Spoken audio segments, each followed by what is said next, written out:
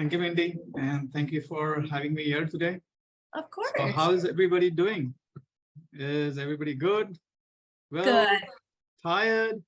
Or it's like looking forward for this presentation and helping me or helping us to become better than what we used to deliver. Okay. So thanks, Jim, for being on video. At least I have a person whom I can look at face to face. And same is for Yomi. That definitely helps me to connect. So before I get started, I hope you all are having a good evening. If you are from North America, if not, nice to have you all here. I hope you all are you all able to see my screen? Can you see my screen? If somebody can give me a yes. Okay, nice. Let's get started. So as we'll be spending a couple of minutes together, so just want to let you know and to understand each other where we are joining from. So what I would like you all to do on the chat box or in the chat box, can you let me know from where you are joining, your city? If you're interested, if you want to expand more, you can add your role and wherever you're coming from.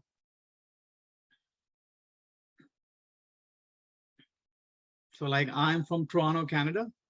And if you can let me know where you guys are from, that would be nice. So like I have mentioned, okay, I see somebody typing in the chat. Florida, Charlotte, okay. Phoenix, oh, nice. Oh, CSM, okay, nice. Calgary, yay. So Mary is from Canada as well, okay, nice. Okay, so I have a mate over here. Kansas City, okay. Leslie, I think I might be knowing her. Okay, Southern California, nice.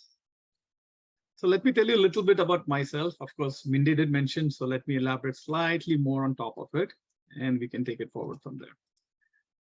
So a little bit about myself, like I have, like, of course, more than 25 plus years of experience in the IT industry on the business side as well as on the technology front. And I've been on the Agile. I started working on the Agile side while working with extreme programming and rational unified process, as you know, as called as RUP, or it was earlier known as iterative, way back in 2002. And since then, not looking back, just moving forward and taking things, into different frameworks which are there, and deep diving into a lot of other things. I do like as you see me right now, I go out and speak on Agile or different things related to Agile. I've been part of various different forums, part of the panel. I'm one of the board of directors for ICF, that is International Coaching Federation, on the Toronto chapter. Apart from that, I'm one of the co-hosts with the Agile World podcast, and I'm one of the principal co-hosts for the Agile World Indie podcast. We speak and we try to understand about more of spreading the word about Agile worldwide so that people understand that better. And of course, one of the trustees and ambassador for Canada for different festivals which happened related to Agile. And I am also the IC Agile authorized trainer for 2 of their courses, that is Agile Team Facilitation as well as Agile Coaching Certification. So that is the ATF and the ACC. In case if you're interested in connecting with me, please feel free to connect on. I'm going to put my link on if possible, or you can take the link from the slide, or I'll share it at the end. But I am available on LinkedIn. It will be nice to connect with you all. Moving forward, so in the chat box, from your point of view, what do you think, like, okay, who can be a facilitator? From your point of view, any one word, one sentence, whatever you feel like, can you just type it out on the chat? It becomes easier for all of us to see what's going on. And it will also give a perspective as what you think. Okay, so I don't know if you're able to see my chat box, but if not, then I see people have started typing in. Anyone who can listen, learn to listen. Okay, nice. Anyone can be a facilitator. That's good. What about the others? Like I'm just seeing 3 or 4 people. Anyone, but often fails to be a Project manager or scrum master. Okay. Okay, nice. So who can be a facilitator? So Frank says anyone, that is good. Anybody else thinks about anything? Leslie, what about you?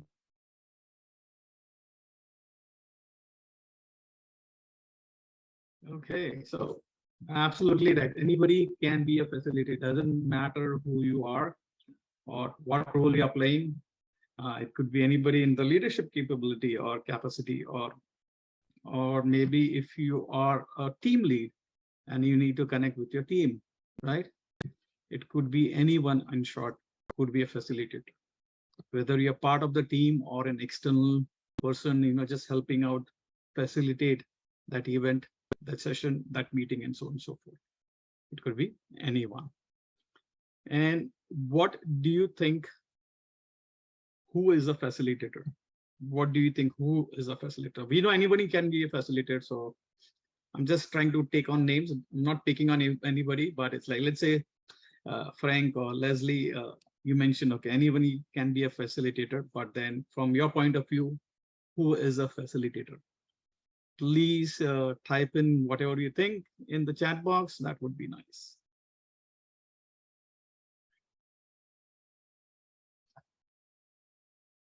Whom do you think is a facilitator? Or just let's put a definition of a facilitator. Let's put it that way.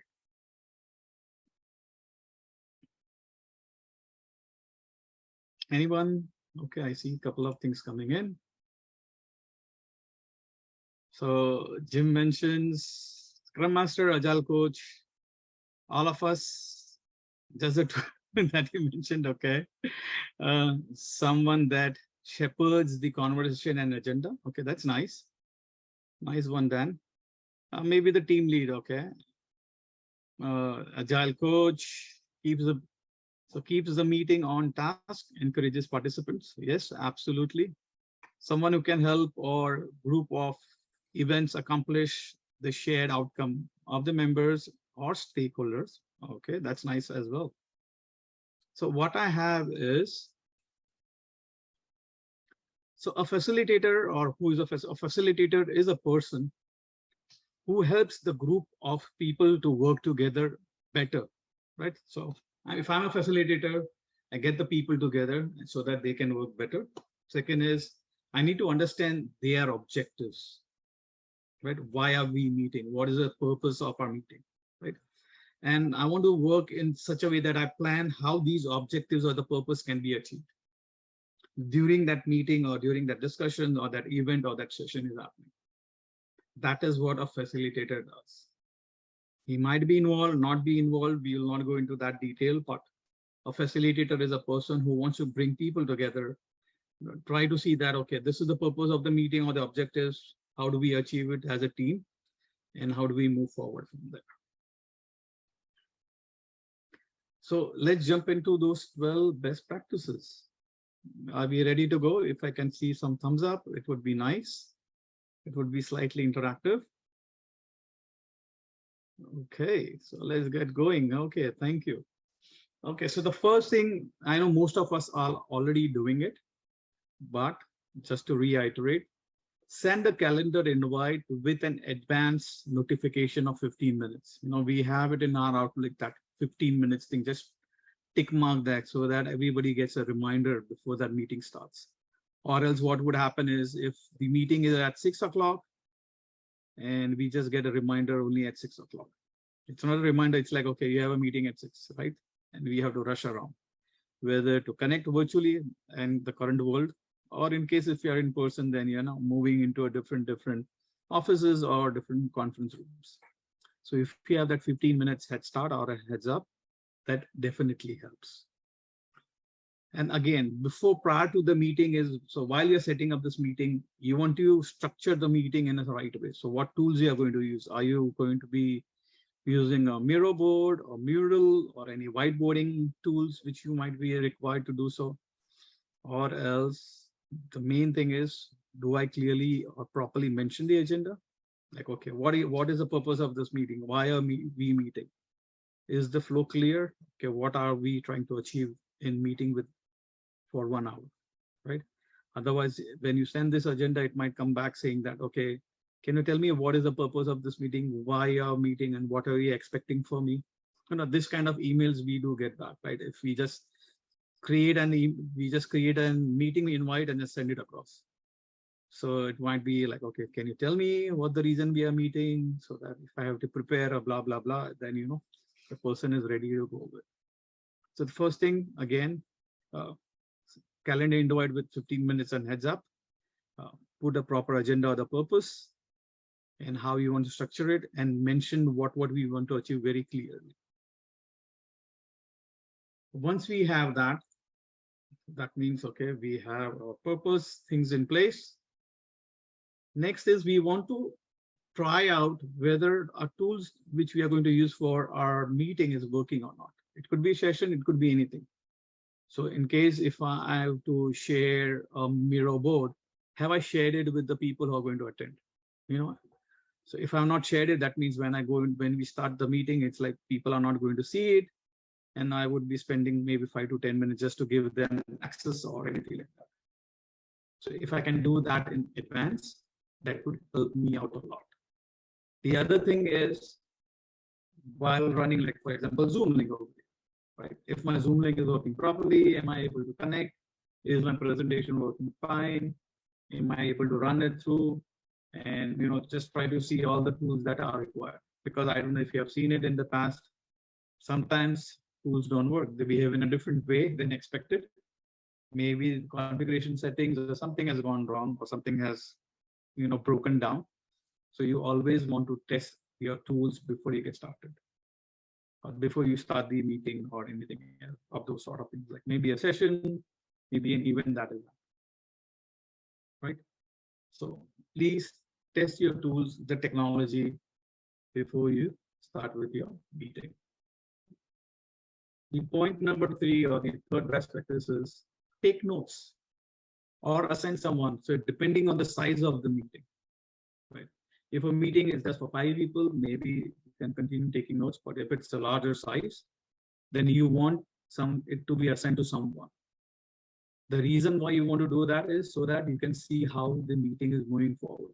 Because if you're putting your head down and just taking notes, and the conversation, you are not getting involved in the conversation, you're not getting involved in the event, you don't know how people are, the facial expressions or what's going on and whatnot, right? So if it's a small team, you want to take notes as to, not in terms of, okay, like Jatin said this and Mindy said this and so forth, but then just making some important notes, right? Something important that was said and which you feel that, okay, this is important, I want to jot it down, right? And if it's a large meeting, again, a lot of people, you want to assign it to someone so that you can focus on the meeting and see the flow of it happening, in terms of, are you covering one agenda item after the other, right? The other thing that comes up is, whenever you start in a meeting, so for example, right now we started our meeting, it's better to meet and greet people, right? So when you're in the office, you always want to meet and greet people, saying that, okay, again, hi Mindy, how are you doing? Or hi Frank, hi Leslie, for example, right? You want to meet them and greet them, just as an icebreaker also, right? This gives a welcoming message to people, saying that, oh, okay. Otherwise, like, you start the meeting and directly go to the bang, bang, bang, just directly getting directly to the point and finishing it off. So try to keep it slightly casual, not too formal, but at times when you're casual, things become more easier and it moves faster. The other thing which you see is provide a set of ground rules. So once you start a meeting, you want to provide them a ground rule, saying that, okay, how you want to take that meeting forward. So like, if you saw right now, when we started off, like Mindy mentioned, okay, we will take it in 2 parts, in 2 sessions. Session 1 would be where Jatin would be presenting the deck and everything, and talking about those 12 best practices of facilitation. And then the second session will be of Q&A. Right? So she made it very clear as you go, there are going to be 2 sessions, kind of a thing. But the other ground rules we could mention is like, okay, let's focus on the meeting itself, right? This is what we want to achieve. This is what whom I need people to get involved. Maybe not all, maybe all, depends on how the agenda item is catering to. And most important is like, okay, let's keep our phone down. It's a very important meeting. We have a production issue, so let's not get distracted with our emails and anything, and let's focus on getting it done. That could be ground rules, right? The other ground rules could be, okay, let's have video on, correct? So that we can see each other virtually and we know like who is who. Like, for example, again, don't take me wrong, anybody here, like Mark is there, for example. Okay, I don't know how Mark looks like. I just see his name. But if it's a video on, then it becomes more easier for me to connect with him. Oh, okay, Mark. So sorry, I'm not picking on you. Okay, it's like just going through it. Thank you for being on video, Mark. So it becomes easier for me to connect with him now. See, I see him, okay, handsome guy, great, okay, took it in a positive way. So I'm able to connect and see how people get involved. And that is what you want to happen when you're setting a ground rules to have a successful meeting. Now, when you have a video on, I can see the facial expression. I can see how he's behaving. Now, if something is going wrong, his facial expression might change. Like, okay, this deadline might not work. So, he will give a different expression. And as a facilitator, I know that he's not comfortable committing to that date. So I have to work with him or with the whole team to see that he's comfortable in delivering things. If his plate is full, he's not going to deliver for sure, right? So have those ground rules which will help you. Good. Again, Mark, my apologies, don't take it personal, but again, like being on video is great. It becomes easier to connect. Right? Other thing is when you're focusing, when you're in a meeting, I know we get a lot of distractions. Like I have a second screen or 3 screens, and one side my emails are working, the second side I'm talking, and too many things, multitasking. But at times you need to be involved in that meeting. You want to be there. It could be as a ground rule saying that, guys, let's focus on this production issue that we're focusing on, we're having, instead of, doing multitasking and sending emails. And later on, it would be saying, coming up like, sorry, Jatin, what did you say? I didn't get it. Because maybe that person was busy sending an email, which was important as well. I do agree. But then when you are in a meeting, try to focus on those areas. So maybe those could be one of those ground rules. The sixth best practices would be have a clear objective. So we have already sent out a minutes earlier. We have already sent out the agenda. We want to achieve something from this meeting or from this session or from this event which is happening, right? And what you want to achieve, be very clear. So for example, if it's a solution architect meeting, you want to get a solution out of it. Or if a meeting is being held for getting some approvals, you want to mention that, okay, we want to achieve the approval after having this conversation, or running through these options, option A, B, and C, which option you want to go ahead, A, which option B, and if everybody agrees, then this is what we are going to move forward. So that needs to be clearly mentioned so that people understand why are we meeting, why are we gathering, what needs to be done, and so on. So, right. Again, when you are running through your agenda items, try to stick to them. At times, I don't know if you have seen it or not, but at least in my meetings have got hijacked a couple of times. Has people faced that same thing ever? Or anyone who can just give me a thumbs up, or just raise your hand on whatever virtual way you can do. Has any of your meetings or anything that you've scheduled has got hijacked by somebody else?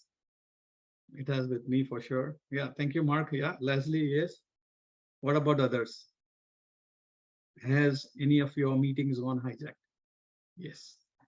Right, it gets, right? Because maybe we are not getting too strong, or we have people who are of a, how do I say, of a higher role, playing a higher role and a title. But then at times it is better to give them a heads up also, like saying that, okay, this is what we want to achieve. This is why we are meeting. And at the end of it, once if I have some time, I will definitely take that agenda item which you have, which is not part of it, and then take it forward with the team. Right. This way, at least we have already mentioned the ground rules. You have mentioned that, okay, what we want to achieve and why this meeting is being called out, and what is the focus of the team, right? So that we don't get distracted from it. And in case we have people, or also known as hippos, I don't know if you have heard that word or not, or very senior most people in the meeting, they do understand that, okay, this is very important for the team to achieve those objectives, right? And try to follow those agenda items or those objectives that needs to be achieved, one after the other. Clearly mentioned it, okay, assuming if you have an hour of a meeting which is happening with the team, and there are 5 agenda items, time box it if possible. Maybe 10 minutes each, and last 10 minutes to wrapping it up. Or else it could happen that maybe 2 of the agenda items are very important. It might take 20 minutes. The other would be just yes and no kind of a thing. So try to time box your meeting so that you don't overshoot if possible. If it's going to happen, then have a subsequent meeting which is going to happen. I know it is difficult at times to get people, because everybody is running tight calendars nowadays, because it's a virtual role. So people want to grab as much as possible of your time.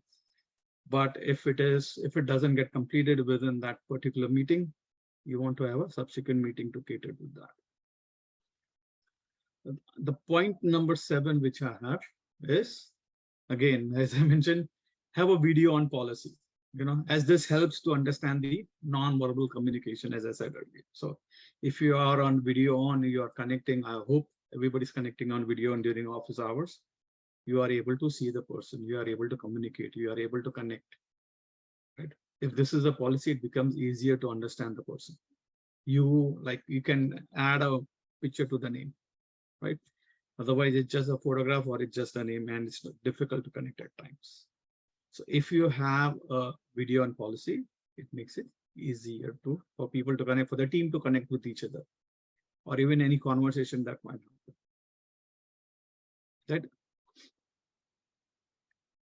The 8th one, which I have, the best practices, we want to give opportunity to everyone to ask questions, to share their ideas, or any inputs they have, right? At times you might have seen in the office, I don't know if you have, let me know that if you're running a meeting and maybe a couple of people are very quiet. Has that happened with you? Anyone? If you can give me a thumbs up or something, that would be nice.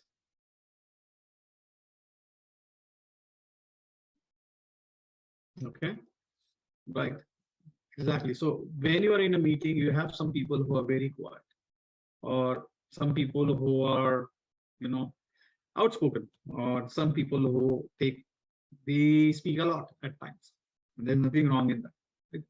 Or want to share their ideas out, or they take most of the time than letting everybody else. But me as a facilitator, I have to see that I give everybody a chance to speak. There might be some people who are introvert, but then they are very intelligent at times. You want to pull those guys to share their inputs also. You want to ask them those questions as, okay, what do you feel? Leslie, what do you feel about this? What do you think about this? What would you do if it is going to be something, if I take option A or if I take option B, right? So you want to give those kind of, try to get people involved. So you have everybody getting into those meetings, trying to discuss it out, trying to get you some inputs, outputs, or a solution that you're looking for. And the person feels important within the team, right? Oh, Jatin is asking me this question. Okay, he's looking for my inputs. I don't have that much of experience, but okay, he's still asking me, right? That will help you to get everybody involved in that meeting or that event or that session which is happening, right? Which is very important. That you want the whole team to get involved. If only 2 people are going to talk and 5 people are just going to sit idle, like they would think in their mind is like, okay, this is waste of my time, right? And we don't want to do that as facilitators. As facilitators, we want to get everybody involved. Everybody has ideas, great ones, good, bad, ugly, it doesn't matter. But those are ideas. It might click, it might not click, that's a separate story. But at least you want people to share their ideas, their inputs, or if they have questions. At times asking questions definitely helps you to find better solutions, right? So you want to bring that person out by asking everyone what their thoughts, their inputs, and if they have any questions. And it's nothing is wrong in that. The ninth one which I have is be courteous, right? We want to be very, we want to trust our team, the team or the people who are there in that meeting, event, or session, again, as I mentioned. And this is going to lead to your psychological safety. That means if tomorrow I voice my opinion, it's not that I'm going to be thrown out. Right? We don't want that kind of culture happening. Right? We want people to, get involved, share their ideas, come up fearless in that meeting. Of course, we don't want people to be aggressive or assertive. We want people to be involved. Right?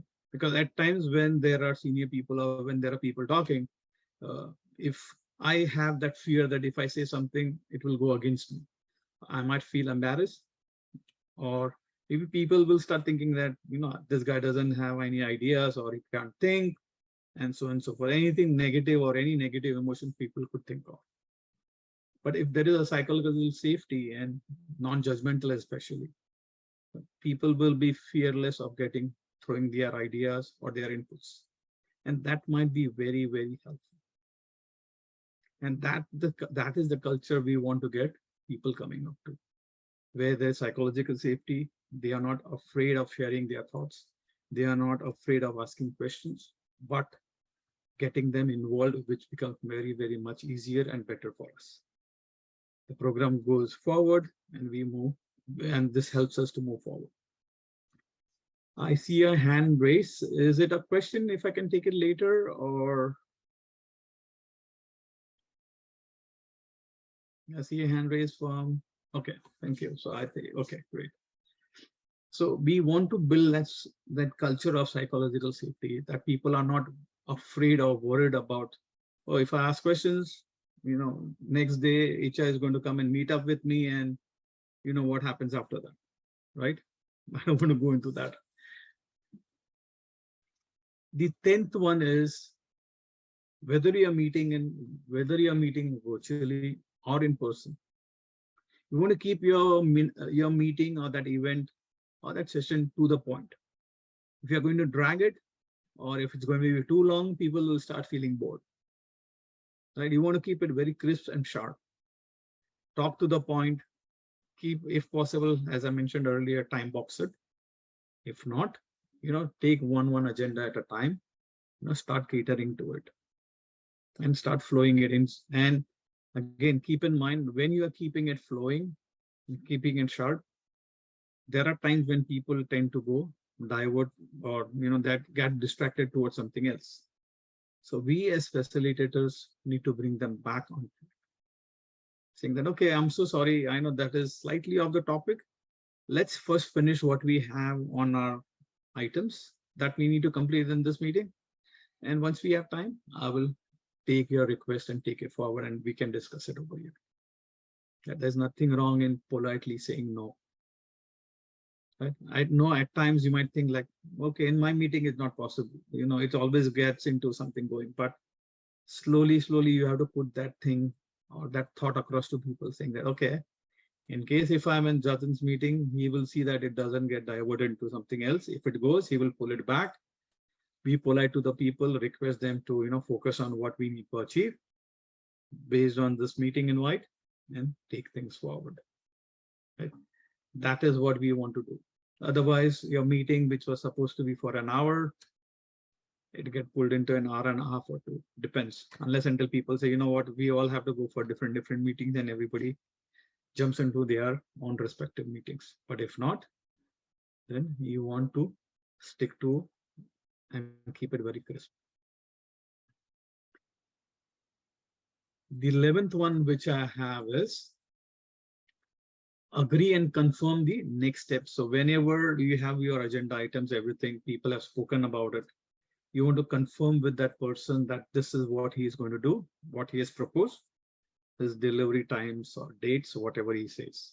So again, just not picking on anyone, but I'm going to pick on my friend who came on video, so Mark. So Mark confirms, saying that, okay, this is what I'm going to complete on this date, and I'll be ready to, deliver it.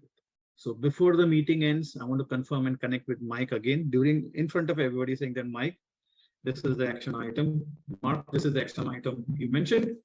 And this is what you said that, okay, you committed on delivering on August the 15th.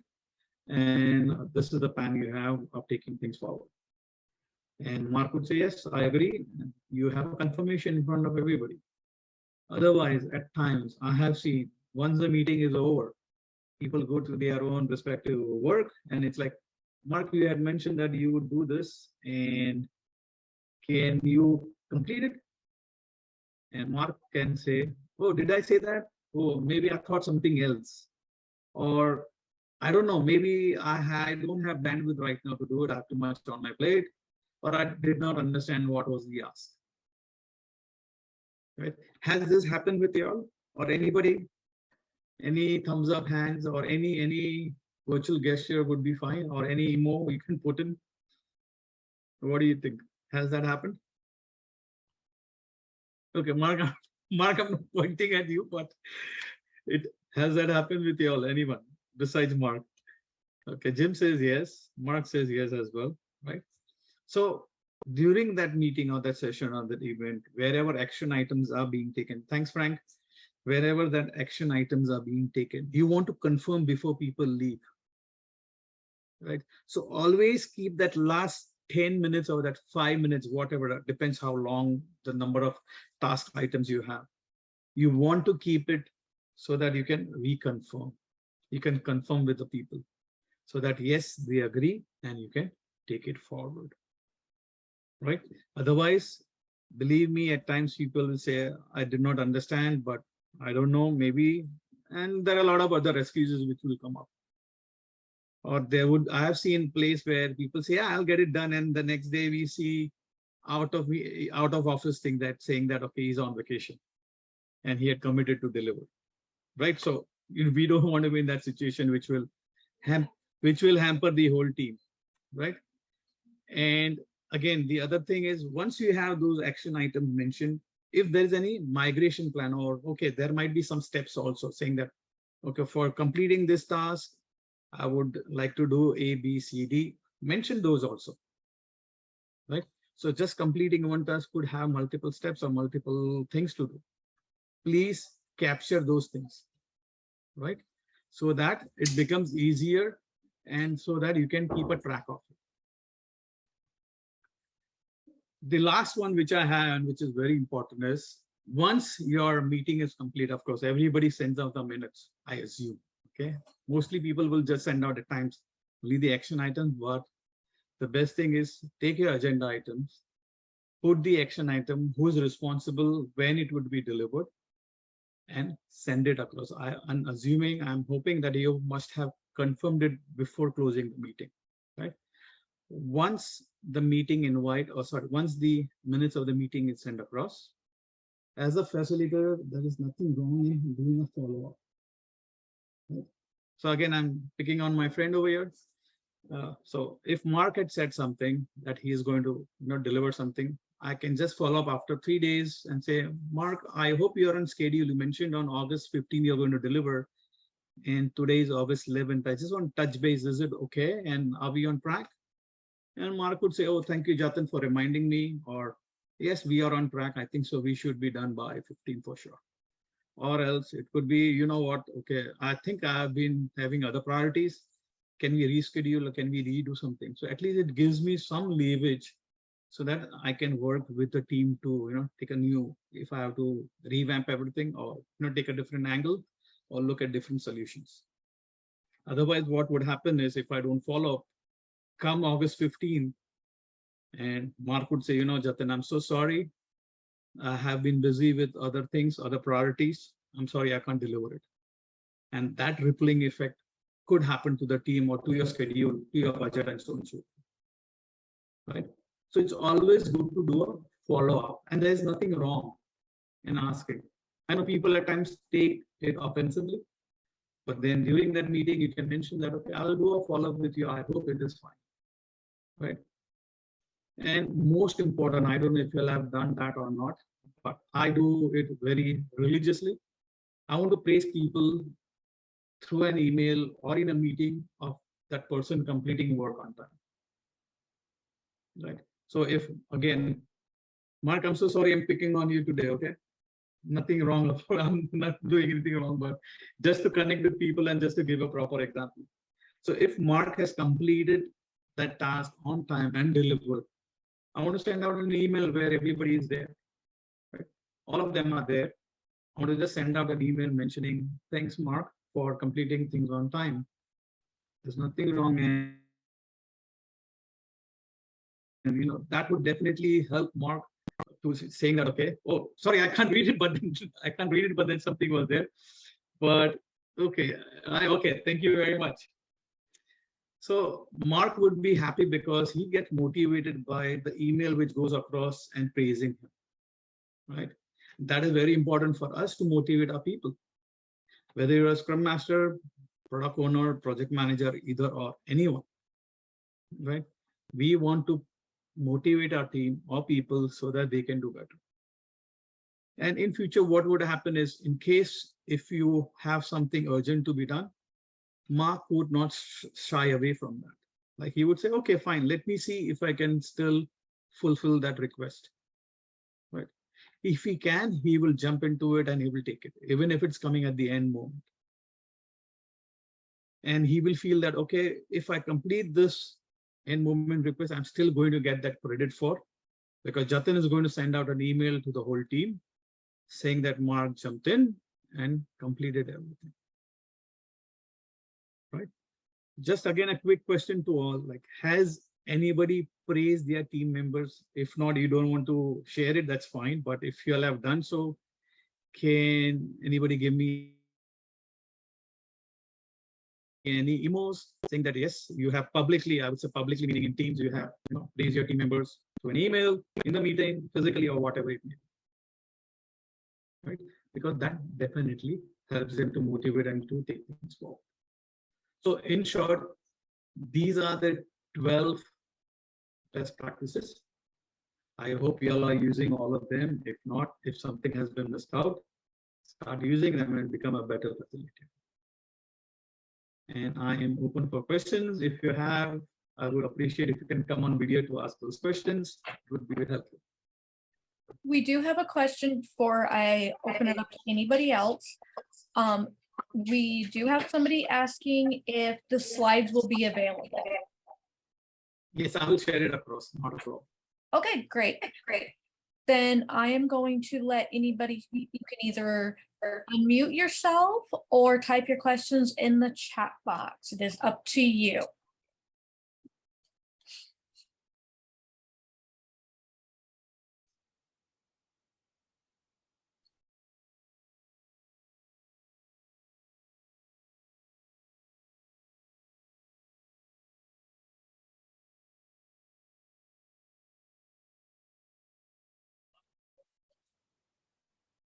Or else if people have something to share, please feel free to do so as well.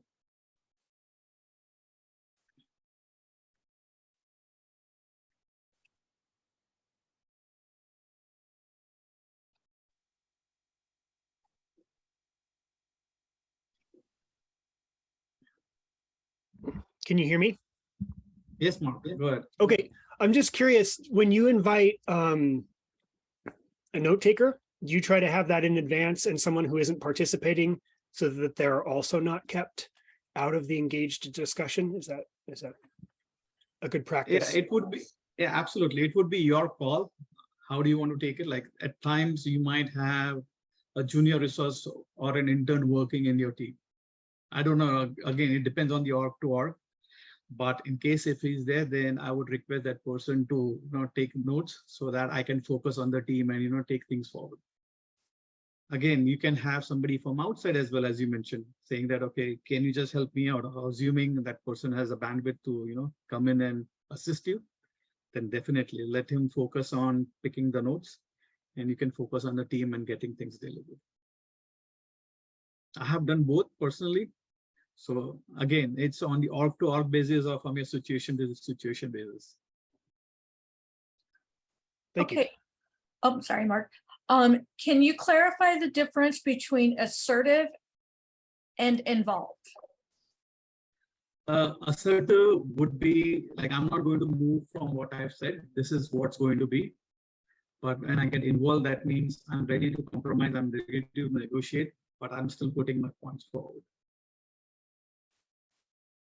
And then we have, in regards to the video on policy, how do you suggest you handle people with social anxiety, body image issues, things of that nature?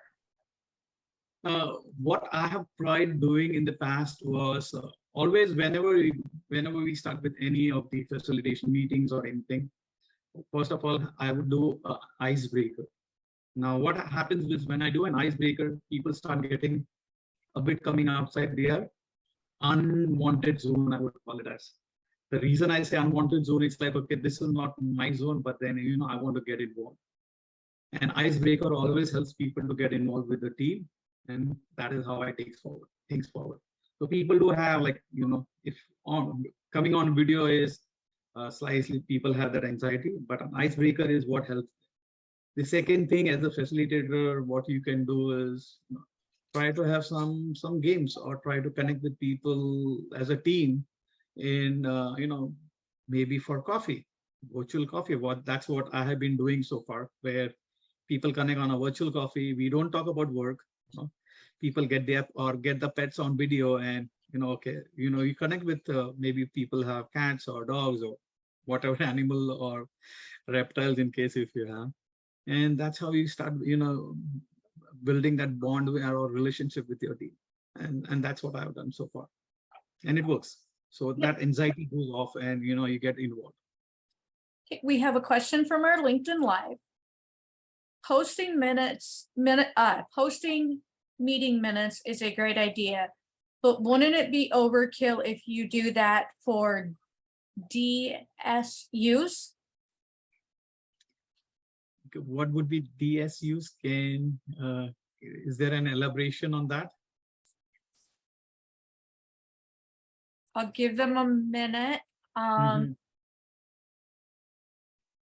while we're waiting on that, we have, how can I fix Zoom or team video problem like that if it doesn't display the picture? Okay, that's, I think, like they're asking. Oh, daily stand-ups was for the first question. Okay. Daily stand-up. Okay, daily stand-up. Okay, DSU. Okay.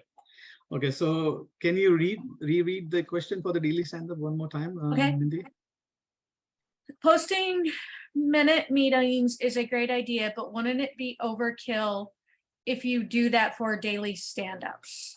Absolutely, I agree. Daily stand-up is for, like, we are just going through those 3 questions, right? And personally, I don't minute daily stand-ups, and I would not like people to minute daily stand-ups, right? Because you are already working with a team on the board, and you're moving your Jira tickets or the tickets that you have, or your user stories, whatever you want to call it as. And so for daily stand-up, please, if you're minuting it, don't do so. And in terms of the technical issues that Mindy you mentioned, whether it's Zoom or Teams, I have seen, especially on my laptop as well, like Teams and Zoom, they both fight with the video drivers which are there. So personally, what I've done, I have put in an external video camera, which handles very well, the driver handles very well, and whether it's on Zoom or Teams, it works out well. So whether it's going to be Zoom, Teams, I think even WebEx or even Google Talk, the Windows driver have been acting slightly difficult for me. So best thing is, okay, I put an external camera and it works well. And then we have, how do you redirect your team when they keep going off topic? So great question. Again, all are great questions, but as a facilitator, that is our role, right? That is my role, to bring people back. That I will take an example. Again, I was in one of the meetings where leadership people were there. Like, so I'm talking of people, the lowest level of people or the lowest title were directors, and the highest were the CEO, right? And of course, SVPs and VPs and VPs. And there are times when there is bound to be a side talk happening. But our facilitator was so good. She initiated saying that, okay, all of us have a single conversation, right? So that we don't get deviated from a topic. And again, if people are going off track, it is us as a facilitator to bring them back, saying that, okay, I'm so sorry, I think we are going off track. Can we come back and first, focus on this agenda item? Let's complete this, and then, we can take this at the end. And that's what I personally do as well. Like if people are trying to go off topic, bring them back, be polite, request them that, okay, we'll pick it up at the end. And if you have time, please do so that that item is also covered. If you don't have time, then of course we have to reschedule it. But otherwise, feel free to pick it up. And what if you have, let's say, there are 5 things that you need to complete. If it's done within 20 minutes and you still have that 40 minutes to go, for example, which is never ever possible. But assuming even if you have 10 minutes to go, if anybody has anything, please, pick up their task or their items or their agenda, whatever they have, and let it be discussed during that meeting.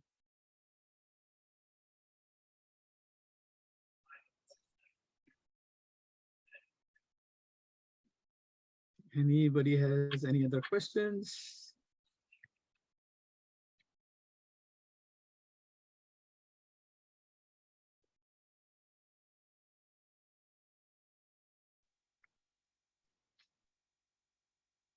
One more if you have time. Sure, Mark, go ahead.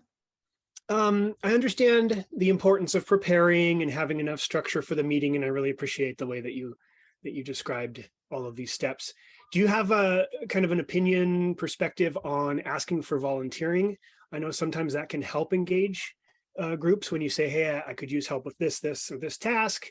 People can say, yeah, that's within my wheelhouse, compared to maybe asking someone directly, can you take care of this? Or absolutely. Whatever works best for you. Like at times, as a facilitator, you could have a co-facilitator with you as well. Like right now, just take the current example. Like if I'm running this presentation, I have Mindy who's helping me out, right? So she is technically a co-facilitator with me, and I'm facilitating this presentation, but then she's helping me out, and wherever she is, whatever I'm not able to do, she's helping me out, right? Same way as you mentioned, if you feel that, okay, you have a very large item happening. There are a lot of things, a lot of people also there, and you want to allocate certain things to some people. Yes, please feel free to do. But overall, you will be responsible for running it as a facilitator. You can't just give it to them and say that you run it and I'm going to watch and sit back. Right? You are the leader for that facilitation. You are leading it. But then they will come and present it. For example, again, like we have a sprint demos happening. Right? I don't know if people are running, some of people are running that or not. But whenever you have a sprint demo happening, you want to facilitate the whole event. Right? If there are multiple teams, you want to call that team, let them present and go. But when they are presenting, you're sitting back and just watching whatever demo or whatever presentation they have. But overall, you're facilitating, whether you are a product manager or product owner or whoever you may.